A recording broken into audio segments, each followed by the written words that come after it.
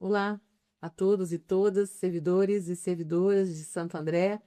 Estamos aqui hoje para mais um podcast do Sindicato de Servidores Públicos Municipais de Santo André.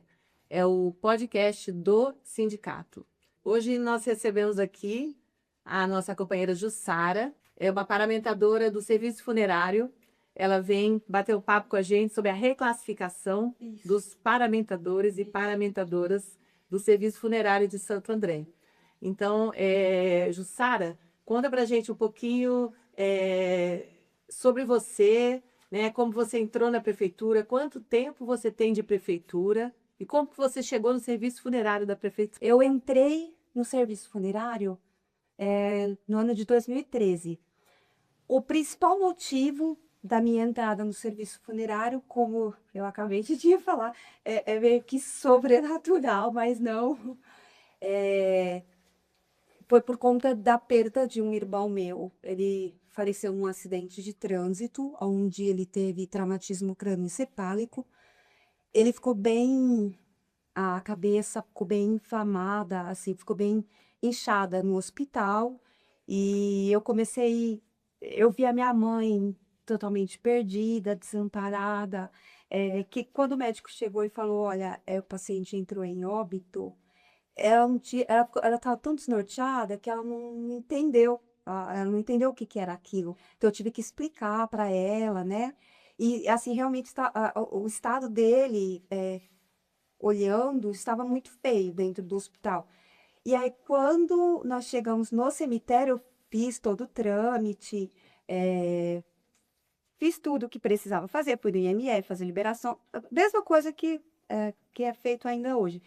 Quando ele chegou no cemitério, sabe aquela aparência de estar dormindo, estar tranquilo? Aquilo me chamou muita atenção. E quando eu olhei para minha mãe, eu vi a minha mãe se conformar. Eu falei, poxa, minha mãe, sabe? Ela olhou para ele e eu lembro que ela falou, ah, ele está com Deus, ele está bem. E aquilo me deu uma tranquilidade de ver que aquela dor tão, né, tão lacinante, tinha diminuído. Então eu quis fazer. Pela aparência dele. Pelo jeito que ele estava e pelo jeito como ele ficou depois.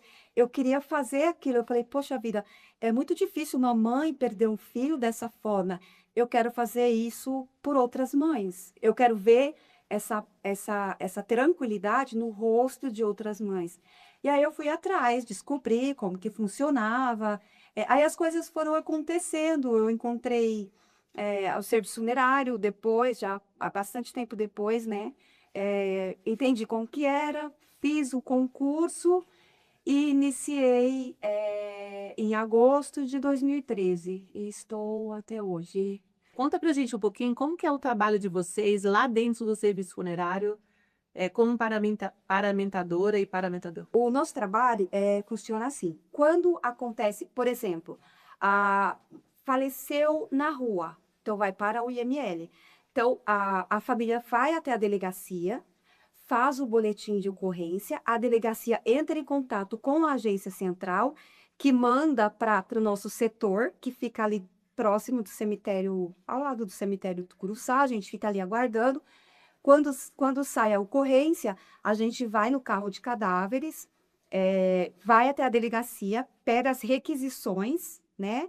A boletim de ocorrência, requisição de carro de cadáver, requisição de IML, e vai até aonde está o óbito.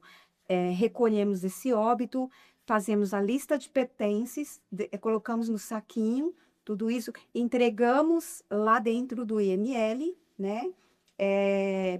Junto com a documentação. Então, a gente pegou toda essa documentação, a gente tem que preencher vários formulários, e aí, lá no EML, quando a gente entrega o óbito lá, entrega junto essa documentação. Muitas vezes acontece de ter o contato direto com a família. E aí, o que, que acontece? A gente encontrou a família lá na ocorrência, e encontra no IML, e no outro dia, quando está todo o procedimento feito, e, por exemplo, fez pela funerária municipal, a gente vai preparar aquele corpo, arrumar, limpar, maquiar, deixar ele bem arrumadinho e levar para o cemitério e devolver ele para a família. Então, muitas vezes acontece desse contato ser do começo até o final, até a entrega lá no cemitério. São quantos paramentadores na prefeitura, Olha, Jussara? hoje são 10 paramentadores. Para uma cidade tão grande como Santo André, Gigante. É, ainda são poucos, são né? poucos ainda. E, Jussara, conta um pouquinho pra gente, durante a pandemia, como que foi o trabalho de vocês, que deve ter sido uma coisa Olha, muito complicada, né? durante a pandemia foi muito difícil, porque nós estávamos lidando diretamente com os óbitos. E assim, a gente era tudo novo, tá? Todo mundo. E logo no início, quando nós chegamos, que nos deparamos com o pessoal do hospital, totalmente, assim, pareciam astronautas, e a gente estava só de luva e de Vocês máscara. não tinham EPIs A para trabalhar? princípio, não. A princípio. A princípio, não. Isso nos assustou bastante. Na época, eu estava com a minha mãe idosa, então eu tive que tirar minha mãe de casa, eu tive que isolar minha mãe, isolar, assim, eu me isolar, né, porque eu fiquei sozinha, foi um prazo aí de uns 6 meses, 7 meses, por aí, que eu tive que ficar sozinha em casa, assim, foi muito difícil, porque eu não podia ter contato com absolutamente ninguém, principalmente por estarmos na linha de frente, eu não podia chegar perto de qualquer pessoa que fosse, mesmo da família, mesmo, sabe? Eu fiquei totalmente isolada esse tempo, foi assustador. Todos os nossos colegas tiveram que tomar essas providências para não correr o risco de passar, né? Porque a gente estava muito. é, Estávamos na linha de frente, muito, entendeu? Então, assim, no meu caso, teve alguns colegas, todos nós estávamos com medo. Eu fui para terapia, né, eu falei, eu tenho que ir para terapia, porque, assim, a solidão foi muito difícil. Depois nós conseguimos os EPIs, né, o macacão, as máscaras mais assim, melhores, deixiam mais, luvas maiores, um certo tipo de luva que a gente usa, que, assim, não rasgava com tanta facilidade. Então, assim, ajudou bastante, mas até chegar a esse ponto, assim, a gente passou, foi maus bocados, foi bem complicado. Porque você faz algum tipo de terapia para trabalhar? Eu tenho lá as minhas terapias que eu faço, mas não é por conta disso. Porque a partir do momento, todo óbito que eu pego para trabalhar, é como se eu estivesse pegando lá aquele meu irmão que faleceu naquele acidente. Não interessa quem é. Então, assim, não importa se foi uma pessoa ruim, se foi. Isso não cabe a mim julgar.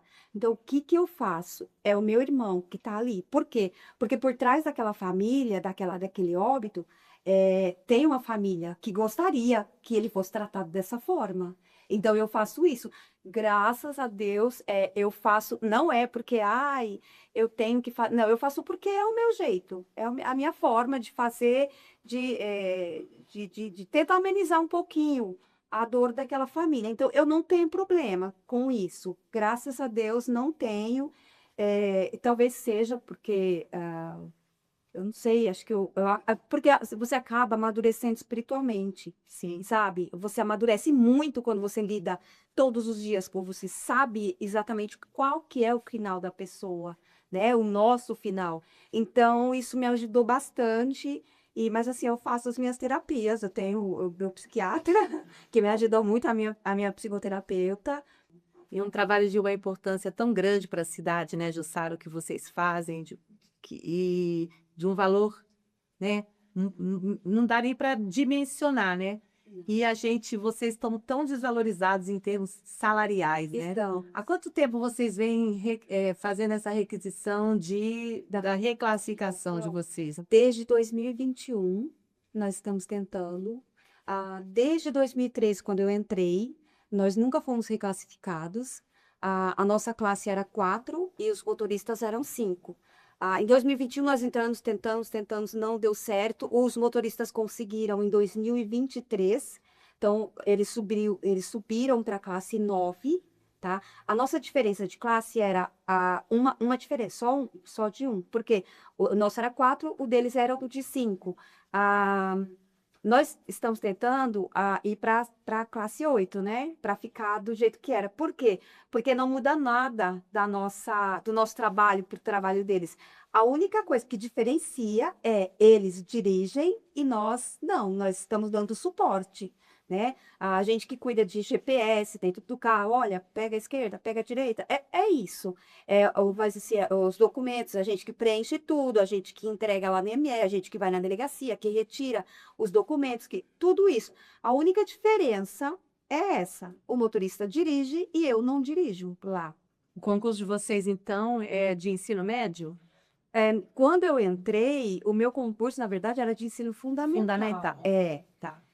Hoje se eu não me engano, é ensino médio hoje. Acho que o último que teve. Que é o mesmo dos motoristas que entraram junto com vocês. Isso. Qual foi a luta de vocês? Desde que vocês entraram, né? Que o sindicato, junto com vocês, a categoria, entrou para esse processo de reclassificação. E como tem sido essa luta aí no decorrer dos anos? Olha, a nossa luta já foi bem difícil. Nós já marcamos várias reuniões junto com o sindicato. Inclusive, acho que o sindicato várias vezes já conversou com a diretoria do Serviço Funerário.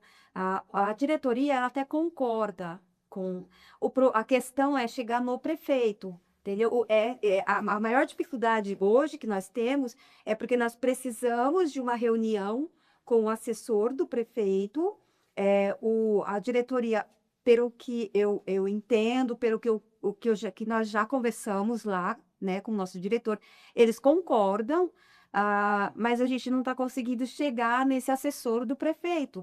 O assessor, o prefeito falando sim, porque não é o impacto financeiro, são 10 funcionários, não é o impacto financeiro, entendeu? E assim, por mais que a gente recebe a insalubridade, não cobre o nosso trabalho. Nós não estamos expostos só ao risco biológico, nós também estamos expostos ao risco físico. Hoje eu tenho problema nos meus joelhos, tá? Eu tenho desvio na coluna. Todo o pessoal que trabalha lá tem esses problemas. Então, tem um ácido. É um ácido que decompõe a matéria orgânica. O que acontece?